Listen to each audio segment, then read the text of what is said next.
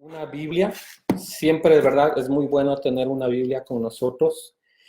Hemos terminado el libro de Apocalipsis y fueron enseñanzas muy interesantes y muy prácticas para nuestras vidas como iglesia. Un mensaje, ¿verdad?, donde Dios nos llama al cambio. Y el día de hoy queremos darles una introducción de lo que se viene el día domingo, de la nueva serie. La nueva serie es de Esther, está en el Antiguo Testamento y es un libro muy interesante.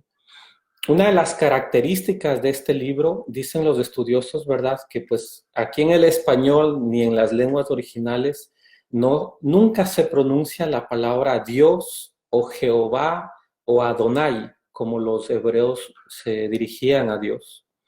Entonces hubo una discusión muy fuerte por muchos años, hace, ¿verdad?, muchos siglos atrás, de si era un libro que tenía que estar en la Biblia porque pues no aparecía el nombre de Dios. Al final, gracias a la inspiración del Espíritu Santo en la historia de la humanidad, el libro está dentro de la Biblia, lo que nosotros conocemos como el canon bíblico. Entonces, eso a nosotros nos ayuda mucho y nos inspira mucho a entender que un libro de esta manera también puede ser inspirado por Dios y cómo Dios trabaja en la historia. Se conoce que es una narrativa, es una historia narrada, ¿verdad?, lo que se va a hacer en las predicaciones, y queremos comentar con ustedes un poco acerca de este libro de Esther. Yo creo que para que podamos entender este libro de Esther, primero nosotros tenemos que ponerle como un título a este libro. Y yo he puesto ese título a este libro como la providencia de Dios. Algunos de ustedes tal vez han escuchado la frase la divina providencia. Esa palabra providencia no es nada más que la acción de Dios para el ser humano, para que el ser humano pueda subsistir y pueda desarrollarse. Esa palabra providencia también se puede entender como la superioridad de Dios que Él provee a los seres humanos. Al fin de todo, la providencia de Dios es el cuidado que Dios mismo hace hacia su creación. Y vamos a ver cómo es que en el libro de Esther, aun cuando no se pronuncia el nombre de Dios, Dios está detrás de toda la historia, de todo lo que pase, de todo lo que está sucediendo en el libro, para el cuidado de su pueblo y también para llevar a cabo el propósito que Él quiere tener con nosotros. Entonces, miren, tengamos esto en mente, la providencia de Dios, es decir, el cuidado o la acción de cuidado que Dios hace para su creación. Dios soberano, Dios como un ser superior, pues lo que hace es dar al ser humano el cuidado que necesita para que pueda subsistir y para que pueda desarrollarse. Entonces, con esto en mente, queremos nosotros decir que el libro de Esther es como una historia muy interesante. Yo creo que hoy como está de moda todo lo que tiene que ver con el cine, ¿verdad? Yo creo que si a alguien le interesa todo eso del cine y la película, la vida de Esther sería una muy, muy interesante película para hacer, si es que aún no lo está, ¿verdad? Pero seguir las normas bíblicas o la historia bíblica para hacer la historia de Esther sería muy interesante. Es como un cuento de hadas, vamos a ver aquí. Porque primero, este libro se escribe desde el año 480 hasta el 475 aproximadamente, antes de Cristo. Es muy interesante porque nosotros conocemos la historia y en este momento de la historia está gobernando el imperio persa. En el Apocalipsis, el imperio que estaba gobernando era el imperio romano. Pero aquí en el año 400 antes de Cristo, el imperio que está gobernando es el imperio persa. Nosotros en la historia vamos a ver cómo los diferentes imperios estaban en control del sector, del lugar donde ellos vivían. Antes de los persas estaban los babilonios y vienen los persas en control de todo, y después de los persas van a venir los griegos y después de los griegos van a venir los romanos. Y son potencias mundiales que conquistaban otros pueblos y por mucho tiempo estaban así teniendo el control de toda la región que ellos podían conquistar. Entonces se dice que el imperio persa estuvo en el poder alrededor de 200 años, y la característica de los persas es que estaban en conflicto con los griegos. Es muy importante entender el porqué de la historia, Decíamos anteriormente que es muy importante entender o conocer, tener un conocimiento previo del contexto histórico de lo que está sucediendo aquí. Antes de los persas decíamos que el imperio que estaba gobernando era el imperio babilonio. Y ustedes van a recordar que la historia bíblica a nosotros nos dice que en el imperio babilónico, cuando Babilonia estaba en control de todo, los judíos fueron llevados al exilio a Babilonia. Y llevados al exilio a Babilonia es donde muchos judíos se fueron por 70 años. Después de los 70 años hubo un permiso de un rey persa para que ellos pudieran regresar a Jerusalén o a la tierra, a Israel. Pero muchos judíos no lo hicieron, muchos judíos decidieron quedarse ahí. Entonces, al momento de que muchos judíos se quedaron ahí en el imperio persa, ellos pudieron estar por todo el imperio persa. Se dice que fueron alrededor de 50 millones de personas los que estaban dentro del imperio persa. Hay 3 autores principales que nosotros vamos a ver en el libro de Esther. El primero es Asuero, también conocido como Jerjes. Este Asuero, que es el rey en ese entonces persa, él está peleando en contra de los griegos y él perdió muchas peleas de los griegos. Pero antes de que él estuviera en el poder, su padre, el padre de Asuero, estaba ahí peleando con los griegos, luchando contra los griegos y perdieron muchas batallas.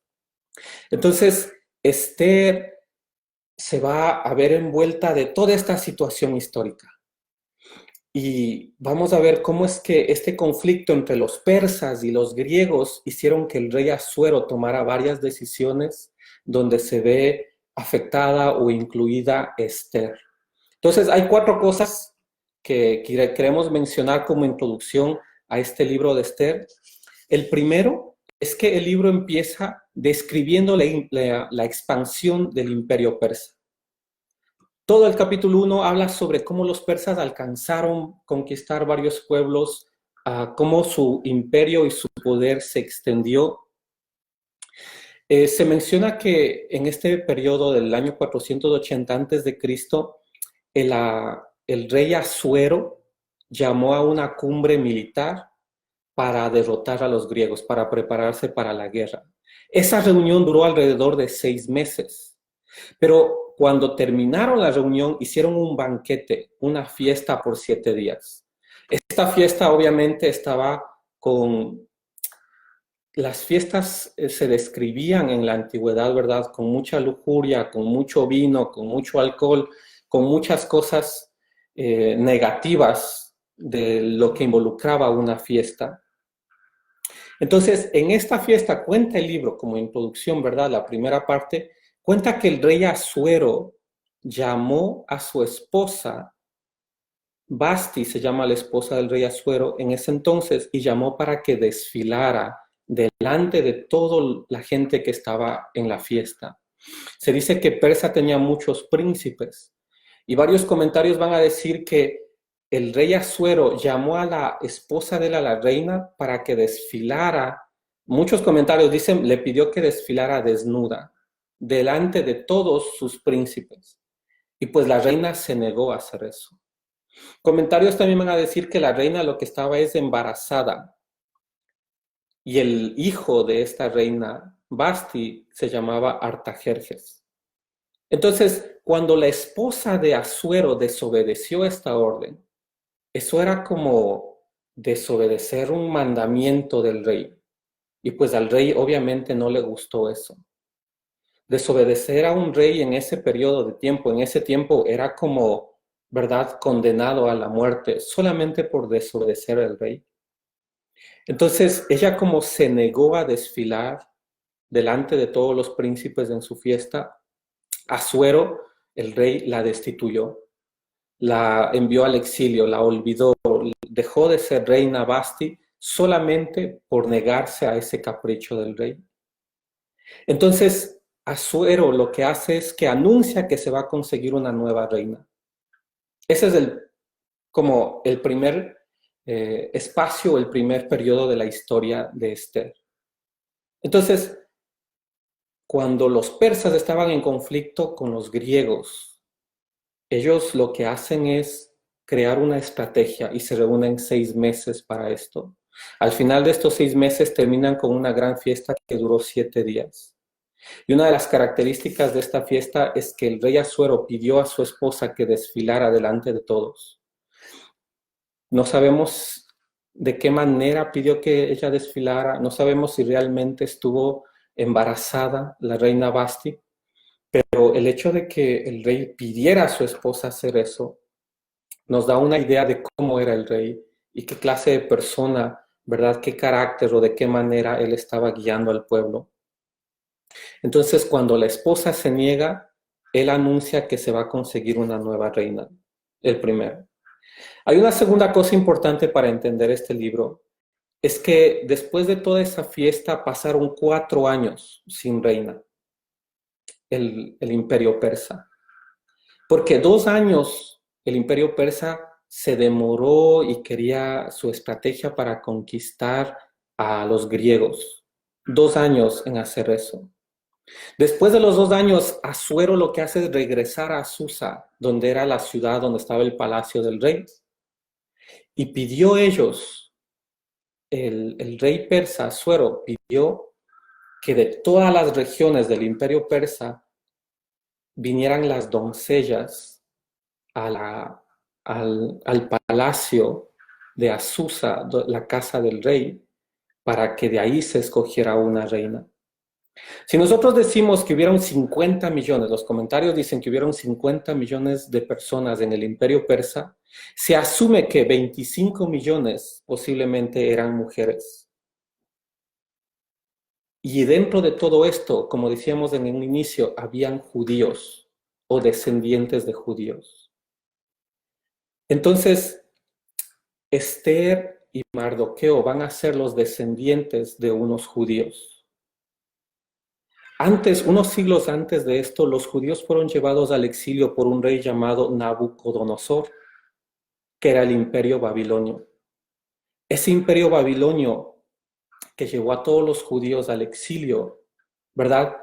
Cuando cayó el imperio babilonio, los que dominaron fueron los persas. Entonces, en este momento de la historia, los judíos van a estar dentro de la historia del imperio persa. Esther, en este tiempo, dice el texto bíblico que era una hermosa mujer, de una hermosa figura y un buen parecer. Y fue elegida dentro de las doncellas que tenían que ir al palacio del rey para que de ahí el rey le escogiera a una nueva reina. Josefo, que es un historiador de la antigüedad, menciona que 400 mujeres fueron llevadas al palacio por un año antes de presentarle al rey. Y uno se piensa, ¿cómo es que el rey pide, o el palacio del rey estableció que 400 mujeres vayan a Susa, a esta ciudad, al palacio, y se demoraron un año para que ellas aprendieran las costumbres o se purificaran, pero se demoraron un año para que dentro del año el rey Asuero las vea y elija de entre ellas a una nueva reina? Dice el texto bíblico, ¿verdad?, que Asuero amó a Esther más que a todas las mujeres. Y cuando el texto bíblico dice que Esther era de buen parecer y una hermosa figura, ¿y cómo es que Asuero, de entre 400 mujeres, elige a Esther? Eso sería impresionante. Él, ¿verdad?, como en un certamen de belleza, estaba calificando, ¿verdad?, ciertas actitudes o bellezas de la mujer, pero en ese tiempo lo que hace Asuero es que entre todas ellas elige a Esther. El texto bíblico dice que Asuero amó a Esther más que a todas las mujeres. Y lo que sucede en la historia es que Esther mantiene en secreto que era judía. Hay un personaje más que está junto a Esther y es Mardoqueo. Mardoqueo, dicen los comentarios bíblicos, que era posiblemente el tío de Esther. Otros comentarios van a decir que era el primo de Esther.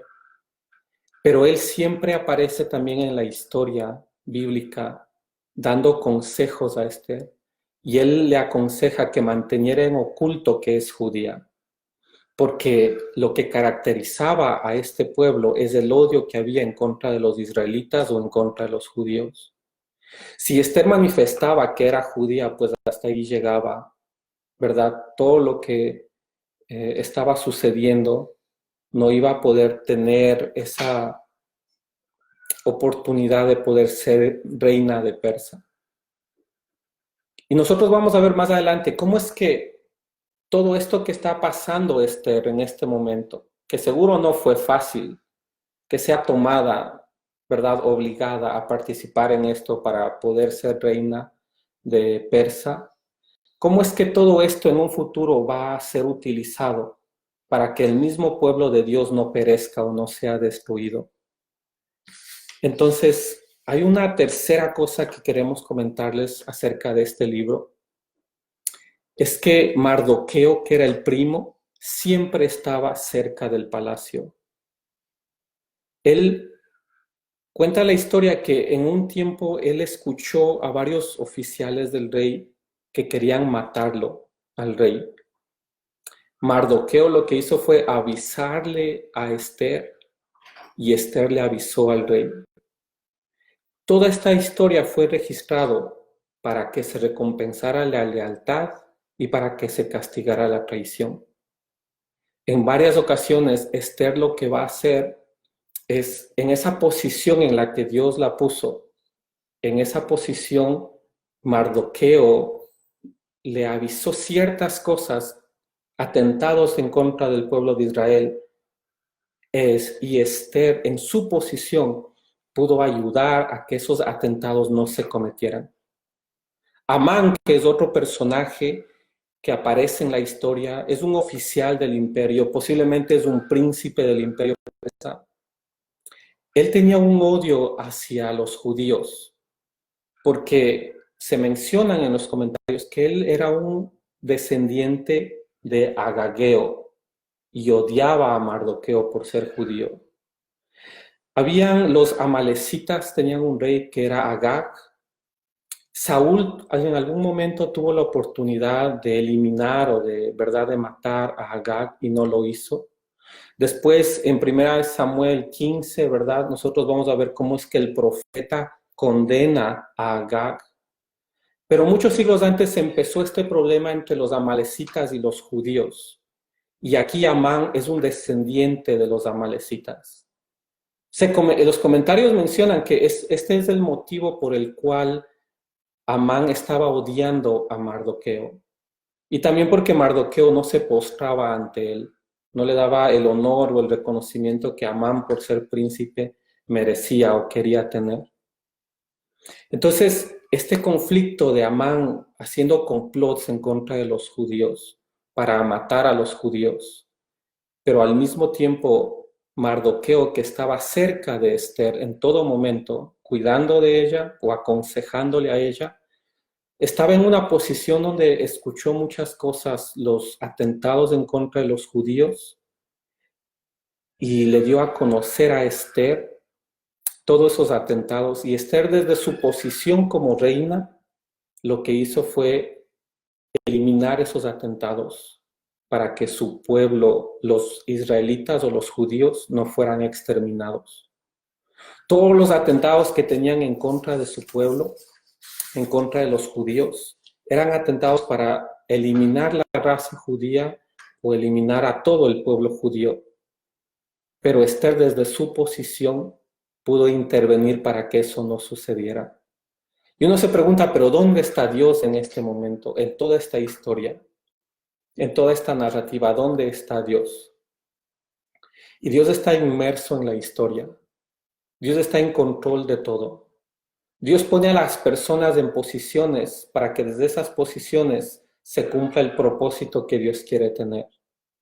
Dios está en control de la historia cuando aparentemente todo es accidental y los judíos se salvan tal vez por pura suerte. La realidad es que la historia que está en control de Dios permite que Esther se haga reina de Persia, y que al mismo tiempo, desde su posición, pueda contribuir, ayudar al pueblo israelita para que no sean exterminados. Entonces, Dios está inmerso en la historia. No es coincidencia, no es suerte, siempre hay un propósito. Y Esther, ¿verdad?, que honraba a su pueblo, los judíos o los israelitas, y honraba también al Dios al cual su pueblo en algún momento adoró. Ella, desde su posición, donde Dios la puso, pudo honrar a los propósitos que Dios tenía. Yo quisiera leer un pasaje con ustedes que está en el libro de Esther, capítulo 9, versículo 22. Esther, capítulo 9, versículo 22 dice así: Les dije que debían celebrar esos días con alegría y festejos, obsequiándose porciones de comida unos a otros y haciendo regalos a los pobres. Ese festival conmemoraría el tiempo en que los judíos quedaron aliviados de sus enemigos, cuando su dolor se convirtió en alegría y su duelo en gozo. Ese es el Dios que cambia las circunstancias, que cambia los hechos y que convierte el dolor en alegría y el duelo en gozo. Hermanos, hasta el día de hoy muchos judíos celebran la fiesta de Purim. La fiesta de Purim es la fiesta de las suertes. Amán en algún momento quiso atentar en contra de los judíos para destruirlos o para eliminarlos a todos.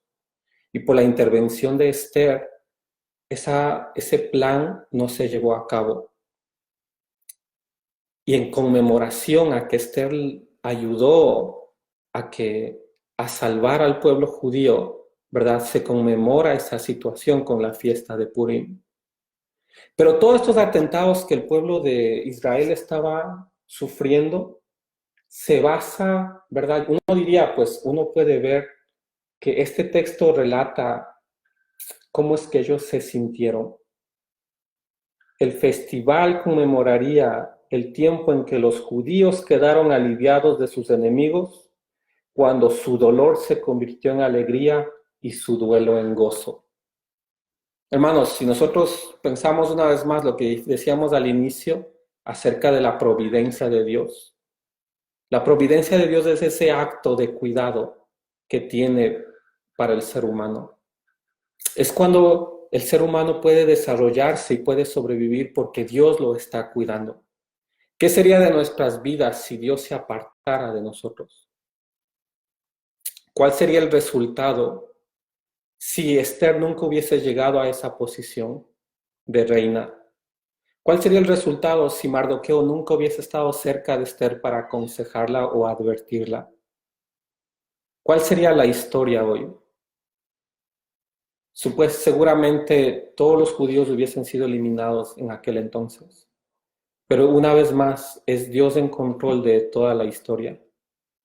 Y es Dios, es su provisión, es su cuidado para que nosotros podamos vivir y para que nosotros nos podamos desarrollar como seres humanos. Entonces recordemos esta historia como los propósitos de Dios, como la providencia de Dios, el cuidado que Dios tiene hacia el ser humano. Y recordemos siempre Esther 9:22, donde dice, y el sufrimiento, ¿verdad?, se convirtió en gozo. Porque es Dios quien puede hacer eso, quien tiene el control de toda la historia.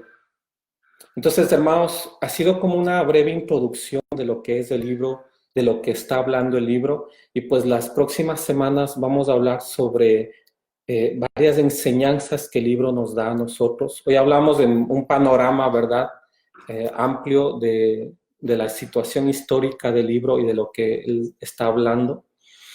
Pero la enseñanza real del libro pues va a venir en las próximas semanas. Entonces, muy contentos de poder siempre estar dirigiéndonos a ustedes con varias enseñanzas o reflexiones bíblicas. Y tengamos esto en mente, la providencia de Dios, el cuidado que Dios hace a su pueblo. Y una vez más, ¿qué sería de nosotros si Dios se apartara?